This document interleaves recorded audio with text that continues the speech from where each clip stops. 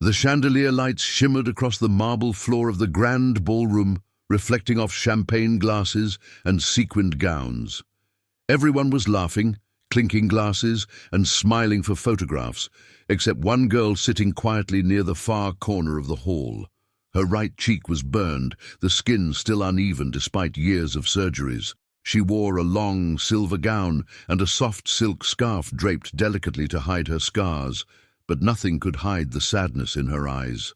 She was the daughter of one of the richest CEOs in the city, Ethan Wallace, a man known for his empire of steel, his flawless reputation, and his unbending pride. But that night, amidst the laughter of high society, his daughter, Lily Wallace, sat alone, and across the room, wearing a plain white shirt and black apron, was a single dad-waiter named Noah Carter, a man whose life had been shaped by pain, poverty, and love for the little girl waiting for him at home. Noah was moving from table to table, refilling glasses, smiling politely at guests who didn't bother to look at him. His body was tired, his shoes worn thin, but his eyes held a quiet fire, the kind that comes from surviving more than most ever have to. Before we dive deeper into this emotional journey, if you believe in kindness, second chances, and the beauty of a good heart, please take a moment to like, comment, share, and subscribe to Kindness of Americans. Your support helps stories like this reach more hearts that need a little hope today. Noah didn't belong in that room of diamonds and arrogance, but fate doesn't ask for permission before crossing paths. That night, the event was in celebration of Ethan Wallace's 55th birthday. A live orchestra played near the stage, and every important businessman, politician, and celebrity in the city was there. The guests were dressed in designer suits, their perfumes expensive enough to feed families for a week. Noah just kept his head down, doing his job quietly.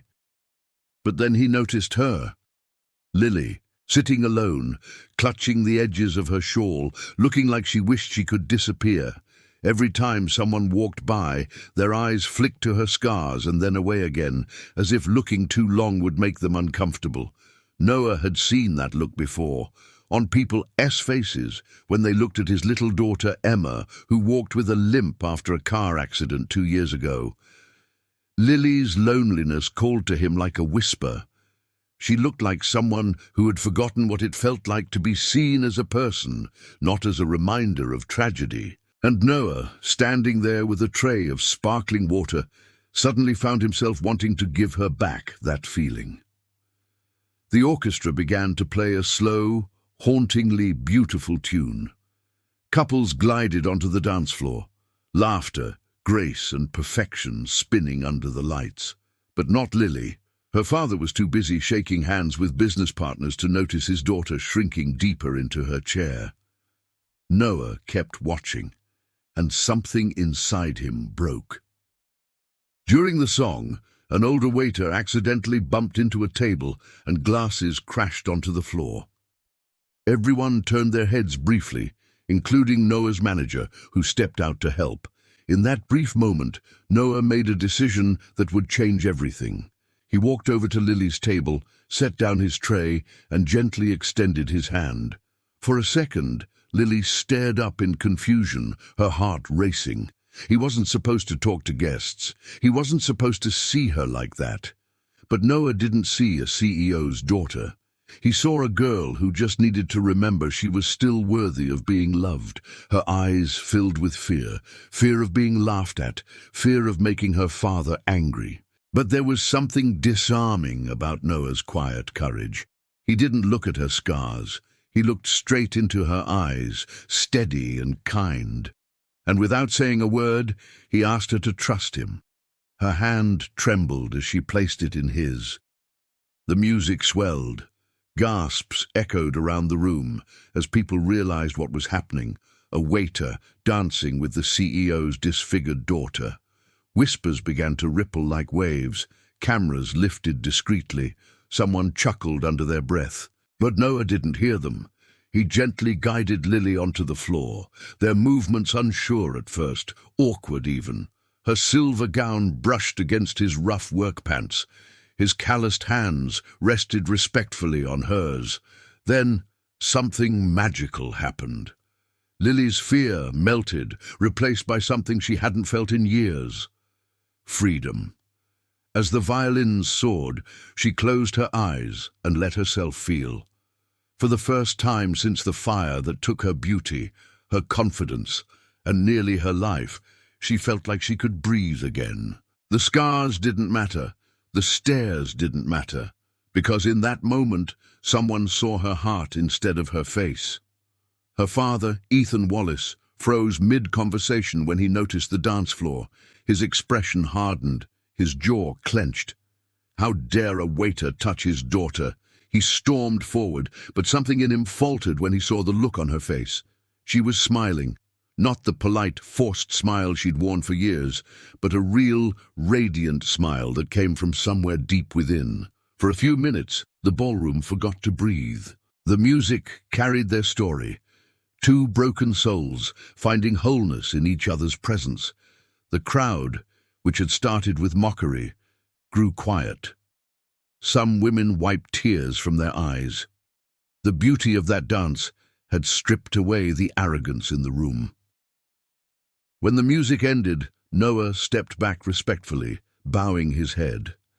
Lily's eyes glistened with tears. She whispered a thank you he could barely hear. Before he could respond, his manager's voice cut through the silence, shouting his name angrily. Noah was fired on the spot. The guests went back to pretending nothing had happened, but Lily stood there, trembling, realizing that one act of kindness had changed her forever. That night, she found her father outside the ballroom, standing by his car, silent. His pride had been wounded, not by the waiter's audacity, but by the realization of how long he had let his daughter live unseen.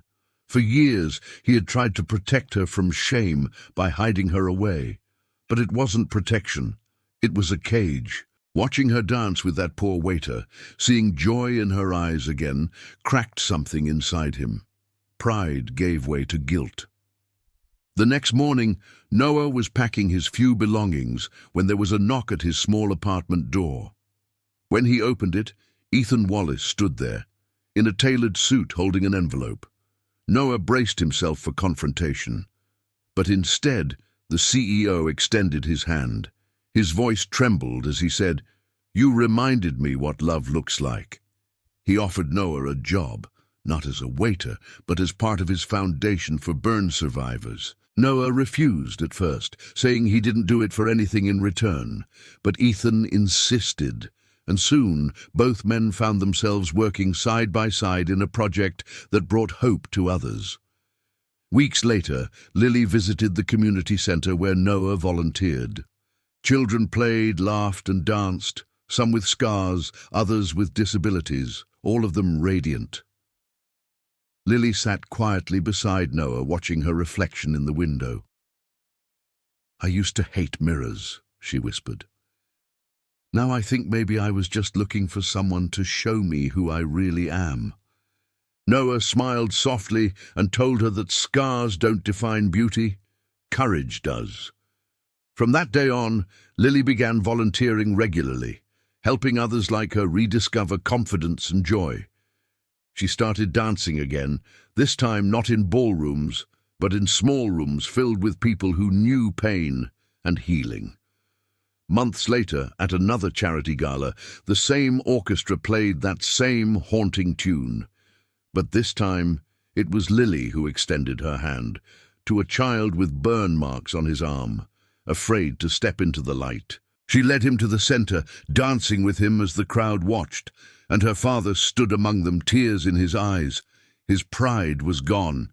In its place was something far greater, humility and love. Noah stood near the back, holding his little daughter Emma. She clapped and cheered, her smile wide and innocent. The once rich, proud man turned and nodded to the poor waiter who had changed his family forever. In that nod was gratitude, redemption, and respect. The music faded, but the moment stayed, a living testament that kindness doesn't need wealth to change lives. It just needs courage.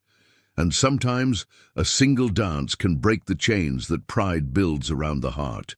If this story touched your heart, please like, comment, share and subscribe to Kindness of Americans.